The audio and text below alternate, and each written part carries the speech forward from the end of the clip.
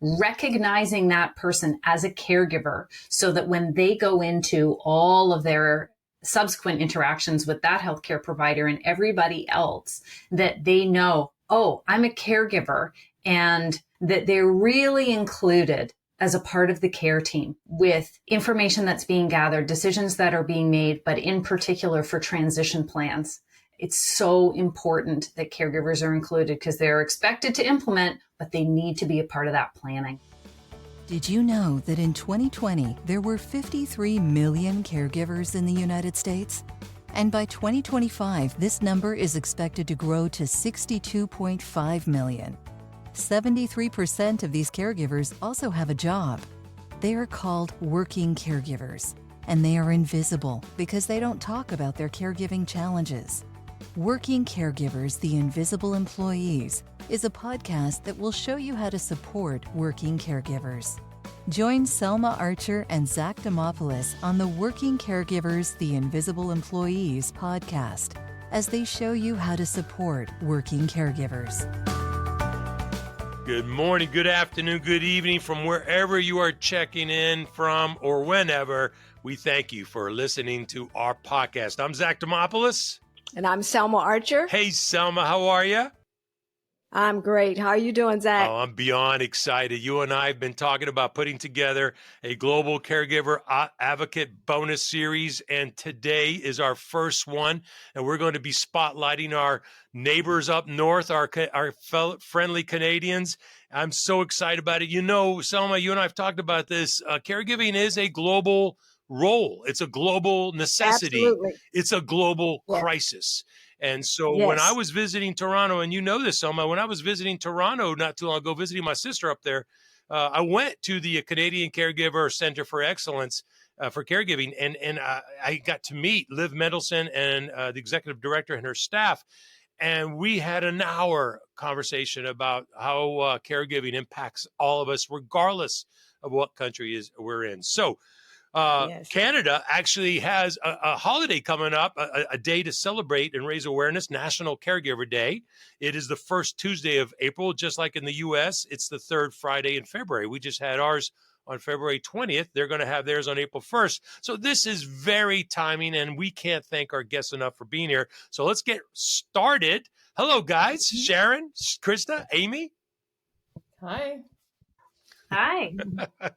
Good to see all of you. Let's get started right off the bat. Can I have each of you just give us a quick intro of who you are, what you do, and why you do? For sure. Hi, I'm Christa Haanstra. I run a company called 4C Strategy, and I have the great pleasure of leading the Working Caregiver project at the Canadian Centre for Caregiving Excellence with Liv and her team. And as I do, I need to introduce myself as a working caregiver as well, because I think it's really important that we do that and wear it as a badge of honor. So most importantly, I am a sandwich generation working caregiver supporting my mom and caring for my dad, who has had dementia for 10 years. Thank you for that, Christa. And by the way, and we're going to put links. So anybody who's listening in the car or exercising, do not worry.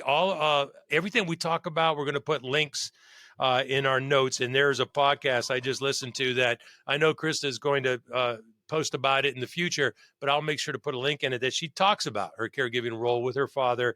It's incredible. It's amazing. So I am going to put a post, Women in the Middle, and thank you to that host. She did a fantastic job. Okay. Sharon? Hi, I work with Dr. Jasneet Parmar in their Caregiver-Centered Care Research Program at the University of Alberta in the Department of Family Medicine. And what we do is we produce education for healthcare, social care, and community care providers about how they should be interacting with family caregivers. And because this is an American podcast, thanks to Dr. Beth Fields from the University of Wisconsin-Madison, it looks like our caregiver-centered care education for the health workforce is going to be delivered across Wisconsin to the home health workforce. Wow. Dr. Fields, we're going to give you a shout out on that and a link. That's fantastic. Look at that. And I also, to be fair, I'm a family caregiver. My husband had a stroke 27 years ago. I know that people with stroke do better because they've got caregivers. I also heard a podcast that you were on, Sharon, about dementia and Alzheimer's, and that was fantastic. And you did talk about being a spousal caregiver, so thank you for sharing that as well. Amy. Hi, great to be here. I'm Amy Coupal, CEO of the Ontario Caregiver Organization, and we support the province of Ontario's estimated 4 million caregivers who are caring for those family members, friends, and neighbors anywhere across the lifespan based on their individual physical or mental health needs. So we provide lots of direct-to-caregiver programs and services, and we also work with our health system partners around solving the challenges that lead caregivers to need us. And that's a really important aspect of our work. So I sometimes describe it as, the upstream work and then the downstream work to catch the caregivers when they need us. Like Sharon and Christa, I'm a caregiver. So like Christa, I am a sandwich generation working caregiver and currently a caregiver for my dad, who's in his late 80s. But I've also been a young caregiver for my brother who had cerebral palsy and my mom through her cancer and palliative care journey. So caregiving is near and dear to my heart, and also really proud to be doing this important work here in Ontario. Wow. Thank you, Amy, for sharing that. In the U.S., we call that sandwich the panini. With how much you're going through, you've got to be really, really well pressed, kind of hard on that, but amazing sharing that and your caregiver journey. We are so honored to have each of you here. Before we kick off with some questions, I'd like just to ask a general question to all three of you. National Caregiver Day, what does that mean to you? What does it mean to the country? Any special plans that you're celebrating? Maybe a little history? Could you share with our listeners what it's all about? I can jump in if you like. So we always say at the Ontario Caregiver Organization, or OCO, I will use any opportunity to talk about caregivers. So call me anytime. But National Caregiver Day is really an opportunity for us to shine a light on caregiving, which is often hidden in our societies and even in our families and communities, certainly hidden in many workplaces as well, that people are caregivers. So it's an opportunity for us to bring the conversation about caregiving into spaces that maybe it isn't at other times of the year. And it's also an opportunity to recognize caregivers who often go unrecognized throughout the year for the amazing things that they're doing in their families, in their homes, at bedside and hospital, at appointments, all of the various places that caregivers show up. So we do it to really increase awareness about caregivers, but also to have that opportunity to recognize them as well. I appreciate that, Amy, because sometimes I'll hear that caregiving is actually 365 days a year. Why are we just using one day? But it is a great day to do some of those great things that you talked about. Great. Sharon? Yeah. So in 2002, Roy Romano wrote a report, The Future of Healthcare in Canada, because we've got a universal healthcare system. And he said in that report, Canada's healthcare system is not sustainable without the work of family caregivers. And so in 2010, the Canadian government actually recognized family caregivers in that, the National Caregiver Day. But really, as Amy is going to tell you, and I'm going to say too, we need much more than just a day and recognition, because caregiving happens every day. And we need to build a better system to support family caregivers. We need a national caregiving strategy, a provincial caregiving strategy, all of these kinds of things. And we can make people aware of that on Caregiver Day. In Alberta, the healthcare system last year and this year actually recognized caregivers and made a big deal about it. And, within the healthcare system, that's a huge win. I love that, Sharon. Again, happy National Caregiver Day to each of you in advance from Selma and I, but also Sharon, I can see why the word advocate is right next to caregiver for your title. You're an incredible advocate. Just I could hear your passion behind it. So thank you so much for that. Christa, your thoughts?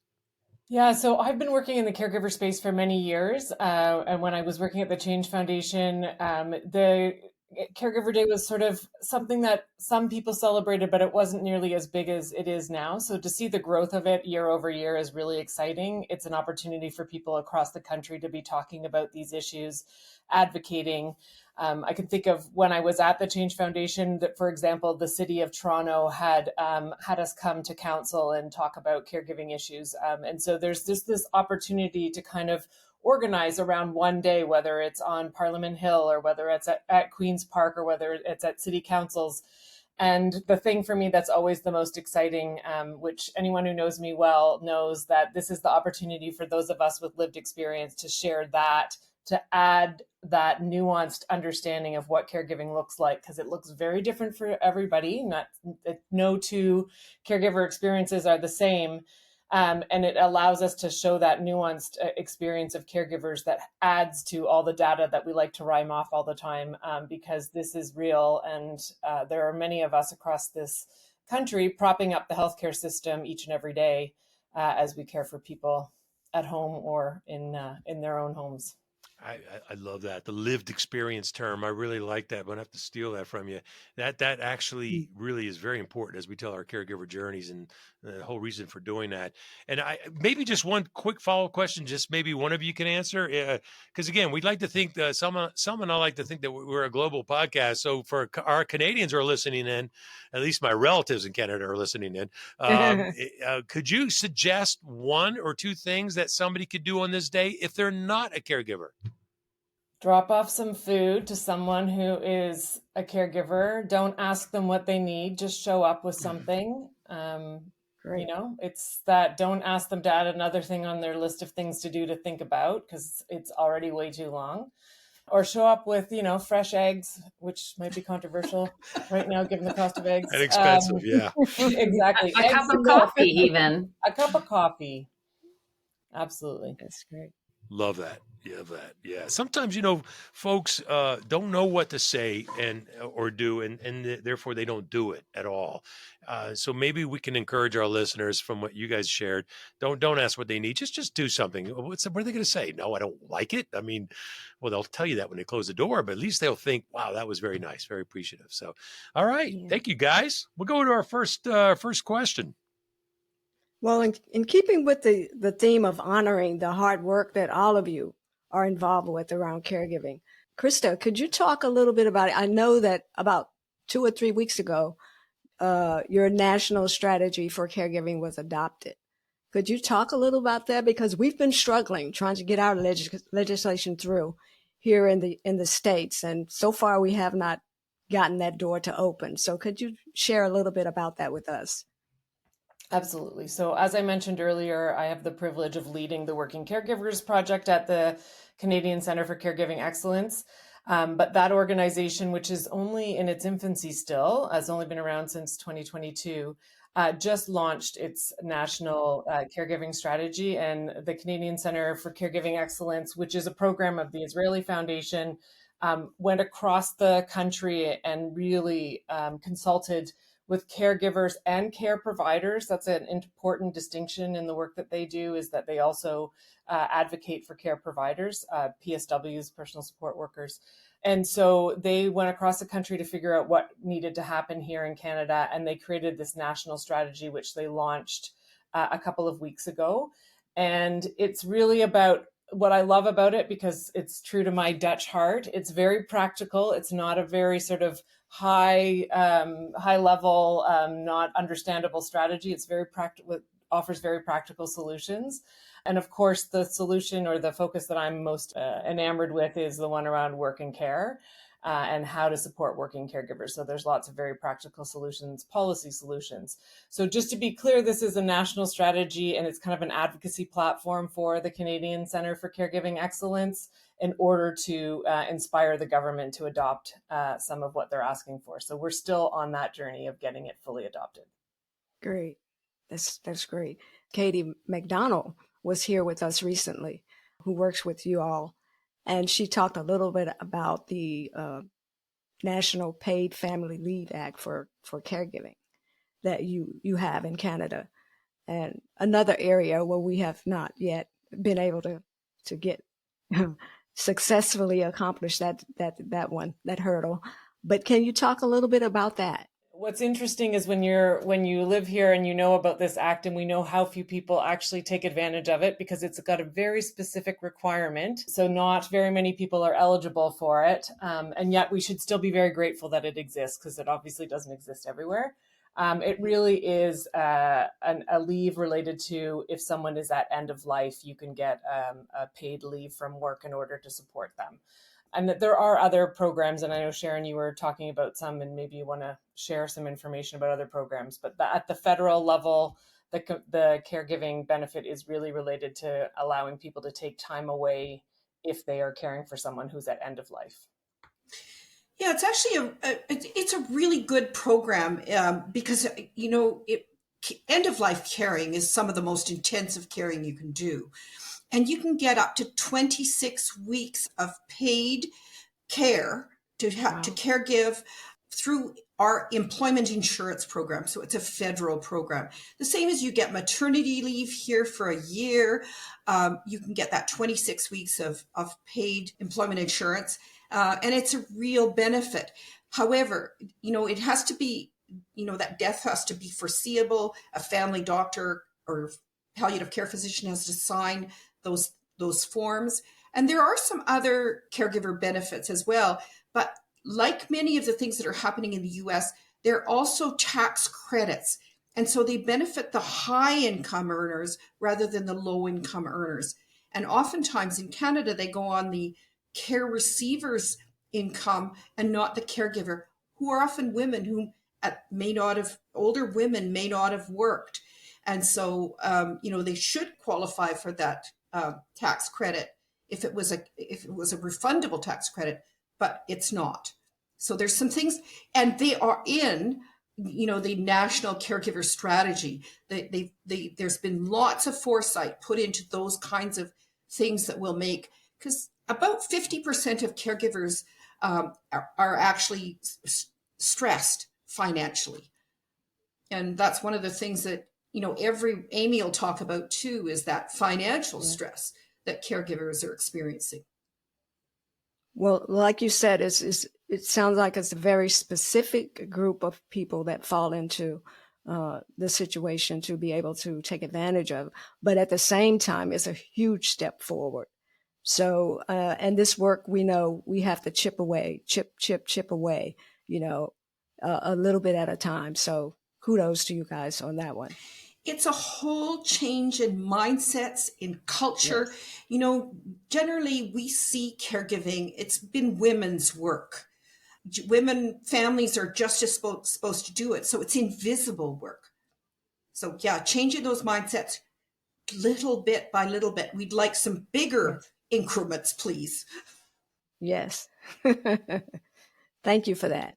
Another question regarding the roundtable. That was an excellent study. I wonder if you could share with us just some of your insights in terms of your key findings and key recommendations.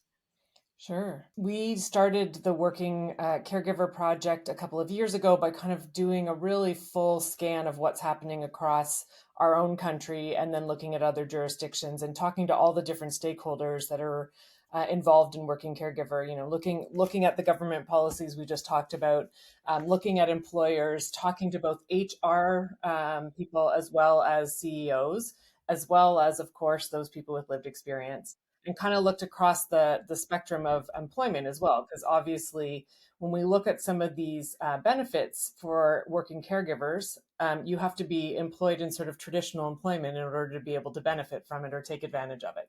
So we looked across the board. And one of the things that we recognized is that employee resource groups is one approach that employers are looking at to support caregivers in the workplace. And so we wanted to bring together a group of people who are either have employees resource groups or have some kind of policies around supporting working caregivers, are thinking about it, or someone who's even wanting to start to build the business case within their own organization. So we did that at the end of last year. And we heard, similarly to some of the stuff we heard in our environmental scan and survey, we heard some of the same kinds of things. But really, what Sharon just talked about, it's a cultural thing across the organization, recognizing that you have working caregivers. One of the things that we found very interesting is I talked to a couple of organizations where their employees skew younger. oh, this isn't an issue for us. I said, think again. There are many caregivers who are younger. We assume that it's only the people who are caring for their aging parents, but in fact, we know that caregivers span all age ranges. We know that in general, 35% of the working employed people are caregivers, or if you want to look at it the other way around, of the 8 million caregivers in Canada, 62% of them are still working. So there's, no matter where you look, they're definitely working caregivers, and no matter what place of employment you are. So we know that it's really a big kind of cultural thing. So what we found was people wanted to dismiss this as an HR issue. And yes, HR has a very key role in making sure that employees are supported, but there has to be buy-in at the senior level. Otherwise, it's not going to be implemented. And so we did find organizations that actually did embrace this. So we saw SE Health, which is a home and community care organization here in Canada. And they're really looking at double duty caregivers, which means those are people who are working in the caring space in the daytime for their paid employment and then going home and caring. So that's even a more specific kind of caregiver and working caregiver. And they're doing things like helping them navigate the system and helping them find resources and providing them with counseling and peer support. And finding them, centralizing resources so that they can find what they need more easily. And then we looked at one really interesting employer on the West Coast who has this sort of no regrets career policy, which I thought was so interesting. And so in addition to their annual evaluation each year, performance evaluation, part of that discussion is like, what's going on in your life and what is it that we can support you with? And of course, for some people, it's like, okay, I'm on a sabbatical in 5 years to travel the world, which sounds very glorious at the moment. But, for other people, it's like, listen, my mom has just been hospitalized and I'm going to need some flexibility around working because I'm going to have to be back and forth to appointments, et cetera, et cetera. So it was a very interesting approach to thinking about how to incorporate family caregivers and how to support them at work. And all of this kind of came down to this idea. It was kind of based on this idea of employee resource groups, which is how do you create support networks within your organization to support working caregivers, in addition to all of those policies that are going to support people like flexible work and time off, or going to part-time without losing your seniority, all of those kinds of things that we talked about at that session. And of course, we brought in people with lived experience so that when it got really interesting and rich is when the HR people in particular could ask some of the lived experience people what made the biggest difference for them, and really being able to hear from them directly.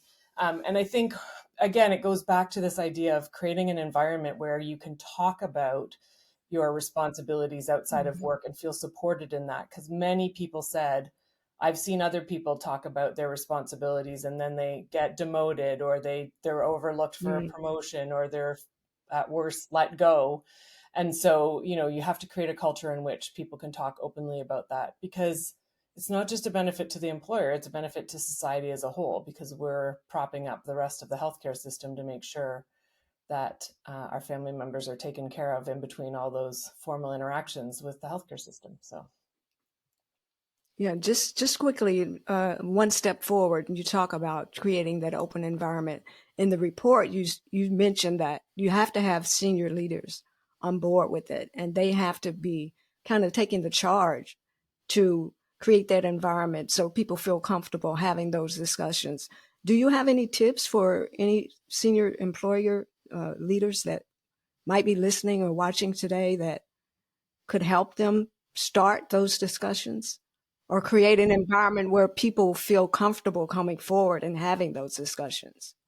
For sure. It's not going to surprise anyone who knows me that I'm going to say some kind of storytelling is going to help this, because at the end of the day, it's not, first of all, when a senior leader actually discloses that they themselves are a caregiver and how they balanced it, which is some of the people that we talk to, that's really powerful. But then in addition to that, really bringing forward the stories of how they can be supported at work again and again and again, because we've already talked about this. I think, Zach, you mentioned it earlier, but people don't self-identify as caregivers until they're caregivers. And often they don't self-identify until they're already at burnout. So They're not Googling, what do I do as a family caregiver? They're Googling, my dad is sick and I don't know how to support him anymore. Or, my mom is dying and I can't balance work. Like, they're not writing the word caregiver when they're thinking about it. And so even if you're promoting it on an annual basis or on a regular basis, unless you're a caregiver, you're not paying attention to that in the same way as when it's actually relevant to you. So to me, one of the biggest things is to be able to actually showcase some of the supports that exist and talk about the personal impact of that. And unfortunately, what we saw, I can think of one example in our environmental scan where we spoke to a senior leader who he himself had been a family caregiver and really understood it. And he championed it at a very large multinational organization. And then he left, and the people who picked up the pieces weren't caregivers and didn't have the same kind of passion, and it kind of fizzled out. It still existed, but people didn't have the same degree of knowledge about what was there. It really is, unfortunately, this sort of championing role at the senior level that makes such a big difference. And then I think our big job is to figure out, how do you embed that into the culture so that when that person leaves, it doesn't all fall apart? That's awesome. That's great. In fact, Selma and I did a webinar for an organization, an 8,000 employee organization last December. And we had the C-suite leader, who was a caregiver, facilitate the discussion. And when he got to the part where he shared his story, and then we continued with the rest of the presentation, you could just look at the chat room blow up. So there's a lot to be said with what you were sharing, Christa, about having senior leaders, if you're comfortable, to share your caregiver journey. It's amazing the impact that will have. That's awesome. And not only just on the employees, but after that senior leader shared his caregiver story, we had senior leaders calling in and taking part in the chat. So it's on the senior leader level as well, that they felt comfortable that one of their colleagues came forward and talked about their story and their journey. So it's very impactful. A lot to be said about that. So let's go over to Dr. Anderson, who's given us permission to call her Sharon. So Selma and I are thrilled about universities and their roles in the caregiving space. We had recently Dr. Donna Benton from the University of Southern California Family Caregiver Center in episode 13. We'll put the link into the show notes for that. But Sharon, you've been really involved with the University of Alberta. Tell us a little bit about why that is, and why is the University of Alberta involved in all this? Actually, it was for family doctors, geriatricians in Alberta, who noticed that their caregivers back in 2014 were getting more distressed. So they were all caring for people with neurology, and was a neurologist, a gerontologist, Dr. Jana Hollywood-Duke, Dr. Jasneet Parmar, who is a care of the elderly doctor. And so we started with a series of symposiums to say, what do family caregivers need? And they actually when they started, thought that it would be just some support, that would be enough. And the family caregivers kept on saying, the worst experiences we have are in healthcare. We need support from healthcare providers. That's what brings us to this thing. And oftentimes we're not included as partners. We're asked to do things. And Dr. Parmar said that was a real revelation when in 2017, a family caregiver stood up and said, Dr. Parmar, you are not listening to us. Stop trying to build a better caregiver and telling us that we need education. What we need is healthcare providers to tell us what we need to do to work with us.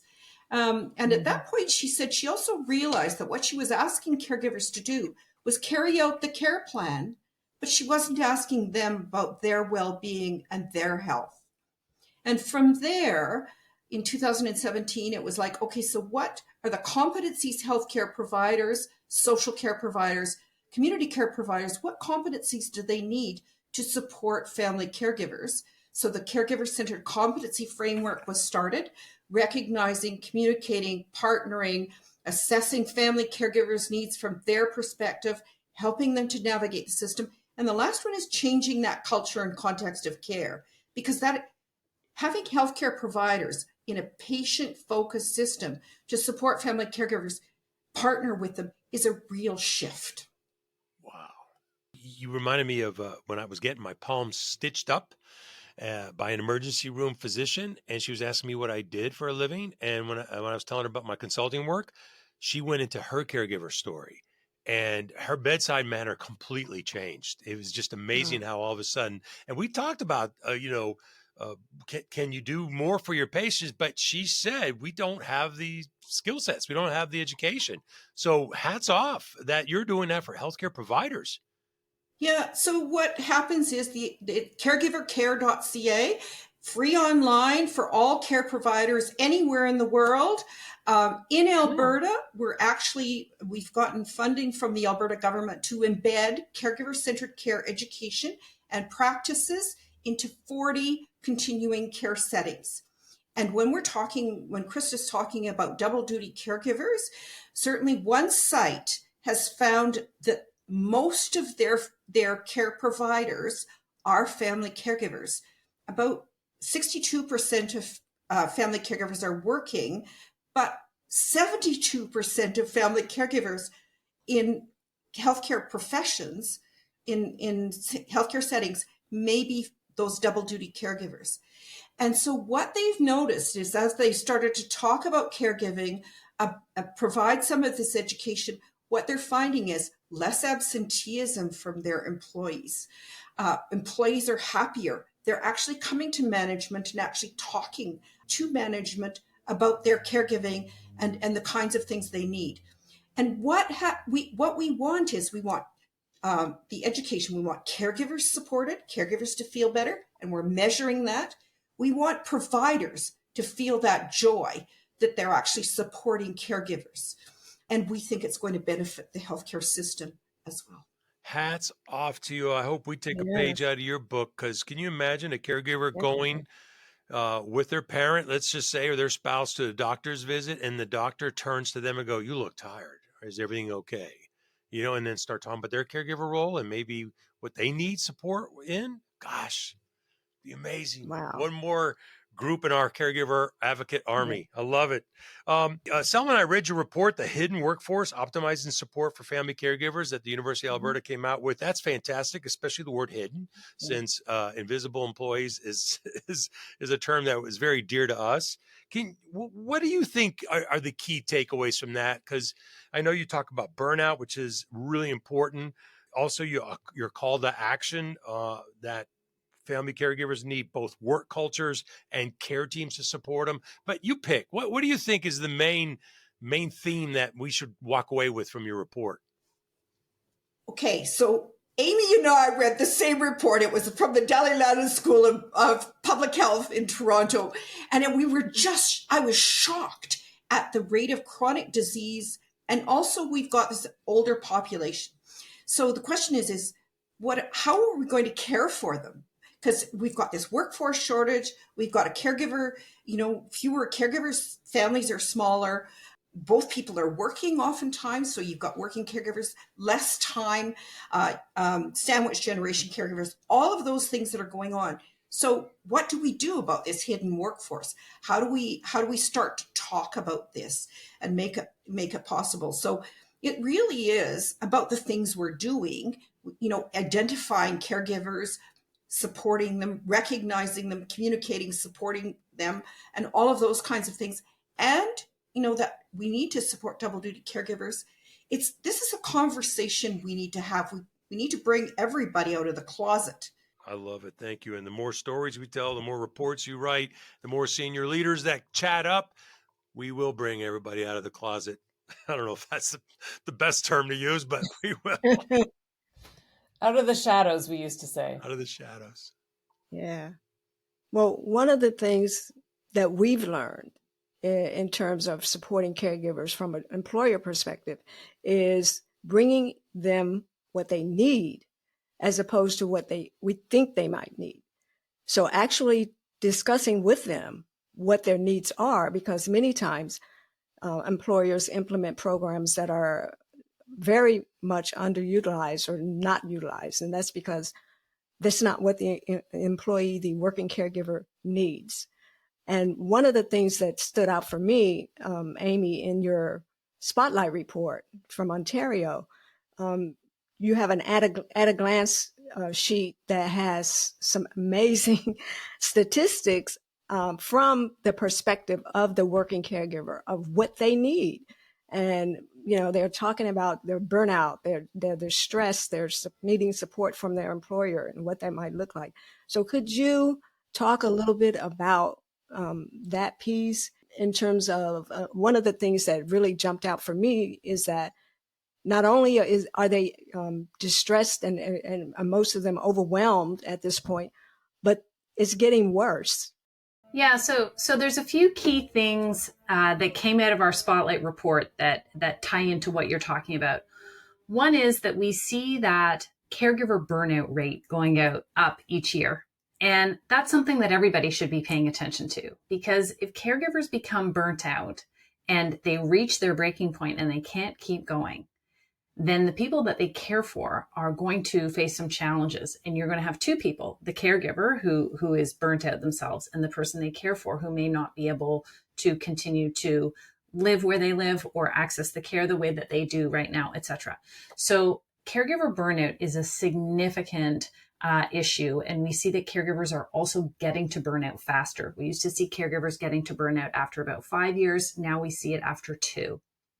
So we understand some things about why that is. One is that they may be facing increasing challenges to access the care that they need. So there may be more paramedical or administrative or day-to-day kind of tasks that people are doing. That's definitely a factor. We know that the financial strain on caregivers is also going up. Zach, I think you alluded to this earlier. Many caregivers are paying out of pocket for medical supplies, home care, the cost of daily living for the person that they care for. And so this is an additional stressor for caregivers that's asking them to take on more. It's not just time, it's also financial. And as we've been talking about quite a bit today, many people, the vast majority of caregivers, are balancing work and care in some way or facing those challenges of, I don't think I can continue to work and provide the care that I want to provide. But there's another element to this, and it ties into what you were talking about with Sharon. We're hearing from our health system partners more and more about the changes in demographics in our province and likely the same where you live as well, right? Where we're going to have a larger population of older adults, but also these increased incidents of chronic disease across the population. And so we started asking ourselves, well, what does that mean for caregivers? So in our Spotlight report this year, we started to ask questions of people who weren't caregivers now, but expect to be caregivers in the next 5 years. And we gained so much information that we actually issued a separate report about that this year. And it was quite striking. So we have 4 million caregivers in the province of Ontario now. We would expect by 2030 that number will reach 6.5 million. And those people will be supporting older adults as well as individuals, navigating circumstances related to chronic disease. Those people are expecting things from their employers. They're expecting a caregiver-friendly workplace. They're expecting a manager who is prepared to have these types of conversations. They're expecting the healthcare system and also things like employment insurance and all of those kinds of things to be there to support them. And so it really means we have to have some critical conversations about, wow, we have a lot of caregivers struggling with burnout now and a lot more caregivers coming. So how do we, as organizations that support caregivers, as healthcare providers who interact with caregivers, as a society, plan for and bring it out of the shadows for more caregiving to be normalized in our society. And I think that, we've hit on some of the themes that we've been working on with this, identifying caregivers early and often in the healthcare setting, including them as a part of the care team, and then connecting them with the support that they need for them as a caregiver, not just for the person they're caring for, but saying, hey, you're a caregiver, you need things too. Mm-hmm. Wow. All of those amazing. Looking forward to that report. That's a great question. As somebody who doesn't even do caregiving today, what they think they'll need. Look, when's that going to be coming out? Well, so we can share that report with you, and you can include that in the links. We also have on our website lots of free resources at ontariocaregiver.ca. But one of the things we created to go with that report was a quick tip sheet of, if you see parents, in-laws, aunts, uncles, neighbors, members of your faith-based community, whatever it might be, who are getting older, and you think, hey, this might be part of my life. What are the top 5 things that you can think about now to get ready? So I can share that with you too, because people say, and we heard this in the data that we gathered, I know it's important to get ready, but I'm either uncomfortable about having the conversation or I don't know what to do. And so we want to simplify that and demystify that, because the sooner people can connect with the support that they need, the better. I might need to say And that you to know my what? kids. That's excellent, because you're looking forward and you're not waiting for them to have that phone call that makes them a caregiver, or to be, in the middle of the situation before they're ready. So that's a powerful position. So that's great. I'll be looking forward to reading that report. We talk about advanced care planning or advanced healthcare directives for when you get sick. I want to throw out the idea that we need to create an advanced caregiving plan, which is exactly what you're talking about, Amy. Like, how do we think about in advance what that caregiving is going to look like? Because I always joke about the fact that I talk to my siblings like, oh, what if mom dies first? What if dad dies first? Like, kind of in this lighthearted way, we would talk about what that would look. None of us talked about what happens if my dad gets sick like he did, and we have to care for him for 10 years and still going. We didn't talk about the process of what would get them to death. We just said, what if they died first? So we think about that, but we don't think about this journey that gets us to there. So this idea of an advanced caregiving plan where you actually have those conversations would be so profound. And I think Christa's hit on such an important point. We make assumptions. My mother was much younger than my father and ended up with a cancer diagnosis and a palliative care journey that left our family assumptions in the dust, right? Just like Christa. And so many people have this experience, whether, Selma, it's to your point, the phone call in the middle of the night, or life just goes a different direction over time. And so this is why some of those basics about, what are your preferences and your priorities? Do you have documentation in place? Do we know who's in the circle of care? I mean, Christa's talking to her siblings because there's an underlying assumption there that this group is somehow part of the circle of care. So if you're thinking about those people in your life, do you know who that might be? And different people may play different roles. Maybe there's a next door neighbor who wants to shovel the snow. That's a relevant thing in Canada, right? Yeah. So, there's lots of different roles for people to play in a circle of care, and understanding some of those things and some of the variables can be so helpful. Yeah. And to add to that too, my husband was 46. He was a competitive swimmer, master swimmer, rode his bike back and forth to work to about 45 minutes each way. So fit, healthy, at least we thought. And then he had a stroke. And so here you are, kids are 11 and 16. And how do you deal with that? So caregiving, you never know when caregiving is going to hit you.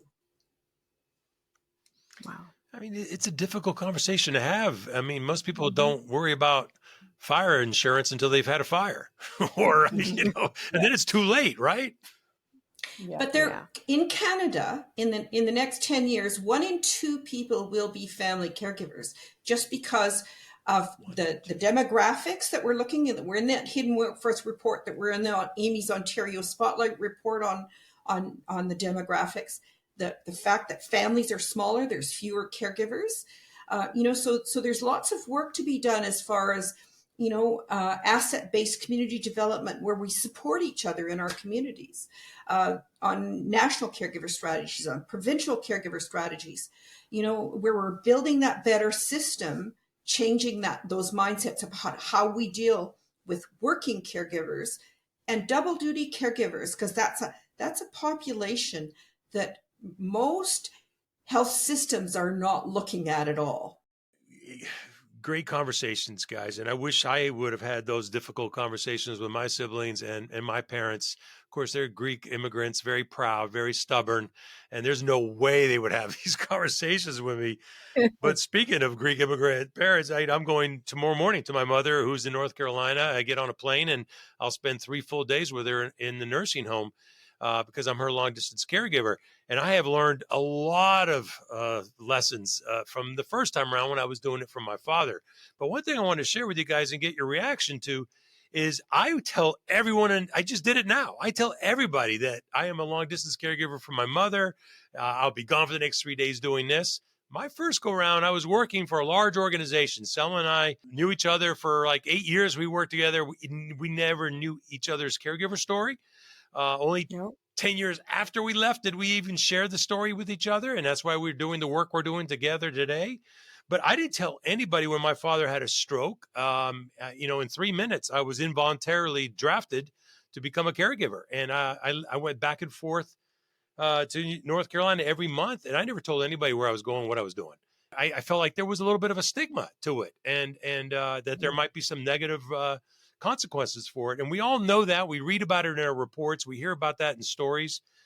One thing Selma and I are kind of encouraged by some of the things that we're reading from your reports and your conversations is that Canada's trying to take the caregiver role and make it a workforce strength.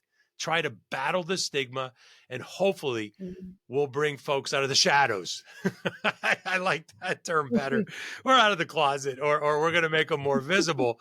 So can each of you just share with us a little bit about what can some of our listeners who are employers, HR, managers, working caregivers, what can we do to make caregiving a workforce strength? I'm happy to jump in and start just in terms of the work that we're doing. I am very, very passionate about this because when I talk about working caregivers and people look at me like, oh, another group of people who need some kind of help or support. And I think, no. First of all, it's a two-way street because people who are caregivers, typically the caregiving falls to people who can actually handle all of the caregiving. And not only that, they gain the skills, so many skills that workforces are looking for right now. They navigate complex systems. They advocate for their loved one. They are project managing, financial managing. They are multitasking like nobody's business. They're learning new information. They're pretty much having to learn, healthcare systems and information about different diseases. And it is the kinds of things that you want in your workplace. Not only that, they have a lot of empathy because once you go through this, you see around you, you see the signs of who else is going through this or going through something else that's similar. And so, when you think about the skills that they bring back to the workplace, we got to embrace that and not look at it as a negative and really talk about how we really take advantage of that and take advantage not in a bad way, but really benefit from what working caregivers can bring to the workforce while they're caregiving and after their caregiving responsibilities are over, and not think about it as this need to accommodate, but rather really embrace what caregivers can bring to the workforce. And I think there's so much. When you look at what Gen Z and Gen Alpha are looking for in terms of their careers, it is all the same things that working caregivers need. Flexibility, ability to go part-time, some kind of work-life balance, all the things that we talk about is what they're looking for. So workplaces are going to have to start to look at this anyway, because those are the people who are coming into the workforce. So why not do it now and benefit us all? And that's a large percentage of the workforce. If you're going to include Gen Z and what was it, Alpha? Gen Alpha in there too? I mean, didn't you guys share a statistic? Was it 63? What percent of the workforce are caregivers? 35% and 62% of caregivers are still in the workforce. Yeah. So that's a huge population. It's worth spending some time with. Yeah, exactly. I can build on Christa's comments. We've got resources for both employers and working caregivers on our website at ontariocaregiver.ca, helping people to talk to their employers about their caregiving circumstances, but also for employers to think about, what would it look like to have caregiver-friendly policies to be a caregiver-friendly workplace. So that's a great place to start. The framing that I would use with people, just building on what Christa said, is This is a recruitment and retention advantage. If you look at how many caregivers we have in Canada now, but how many more we'll have in the future, and surely the trends are not that different elsewhere in the US or around the world, people are going to want to know, how can I work and continue my caregiving commitments? And so if we can be open about this, if we can look at what makes sense in individual workplaces, because this isn't a one size fits all type of situation, then we can really provide this as a competitive advantage for getting the best talent in our different workplaces. So that's a whole different way of looking at it, but I think it's a fair and reasonable way to do so. And building on this, I'm going to talk about transplant caregivers are just the intensity of caregiving when somebody has a transplant, a heart transplant, lung transplant, liver transplant, is just a month of you care 24 hours a day, 7 days a week, you need to be there. And this caregiver talked about her employer, how they gave her time off so that she could do that, made sure her husband was fine after the transplant. And then she talked about how she was willing to fill in, do anything, because how that employer had helped her. Over the next 20 years, because she's just retired, that giving back to her employer for the bit that he did for her. Wow. Yeah. Wow. I just can't end this way. You guys have been fantastic. You're great caregivers. You're great caregiver advocates. And so, Selma, I'm going to throw a bonus question in here for each of you. We'll end on this great note here. And this will also help continue our Global Caregiver Advocacy Series. As proud Canadian caregiver advocates, each of you, I want you to think about one thing that you hope to see accomplished in the next 12 months in your country. I'll start. Every caregiver who sees a healthcare provider gets asked, how are you and what do you need? I love it. Wow. I'd hate to go after Sharon. Go ahead. I'll go after Sharon because I'm going to build on that. I think part of that is the caregiver identification piece, which we know we are still closing the gap.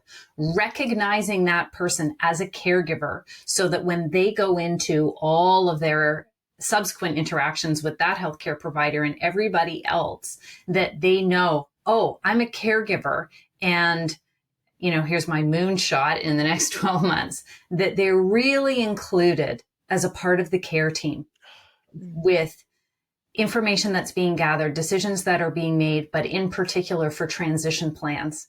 It's so important that caregivers are included because they're expected to implement, but they need to be a part of that planning. Yeah. That's excellent. Thank you. Krista, I hate to make you last, but why don't you close us up here? Okay, well, on the caregiver benefit front, we now have a non-refundable tax credit, and we would really like to see that to be a refundable tax credit. So that's actually doable in the next 12 months. But overall, on the grand scheme of working caregivers, it would be great to get to a point where when we're talking to employers, they intuitively know what we're talking about, what a working caregiver is, because that's still not the case. And then secondly, that people are talking more openly about being a caregiver and getting the supports they need in the workplace. Maybe we'll do a reunion in 12 months and see how we're doing with those visions. Yeah. Right? So many closing comments? Just that it's been fantastic meeting all of you and having an opportunity to chat with you about the great work that you're doing. And we can certainly take some pages from your stories and from the work that you're doing going forward. When we look forward, Zach and I hopefully will be able to continue to partner with you and build some alliances and work together, because as we've said, caregiving is a worldwide challenge. It's not just, an isolated issue. We're all either have experienced it or we're going to experience it. So, and I'd just like to add, as someone whose roots are in Canada and I have many relatives, shout out to my sister Bessie in Canada. I want to thank each of you for the work that you're doing, the advocacy as caregiver advocates. I just thank you on behalf of them that we do need to help shine a light on our caregivers who are sometimes feeling alone and invisible. And at the end of their rope. So thank you so much for taking this valuable time to be with us. And let's say, Selma, let's do a reunion in 12 months. Put it on our calendar. Hey, sounds good to me. Thank you, everybody, and happy National Caregiver Day to you. Thanks for having us. Thank you. Thank you for tuning in. Be sure to catch new episodes of Working Caregivers, the Invisible Employees podcast, every other Tuesday. Please also visit our website, invisibleemployeeadvocates.com, to subscribe to our newsletter, purchase our book, and learn more about how we can help you strengthen your workplace to become more supportive of working caregivers.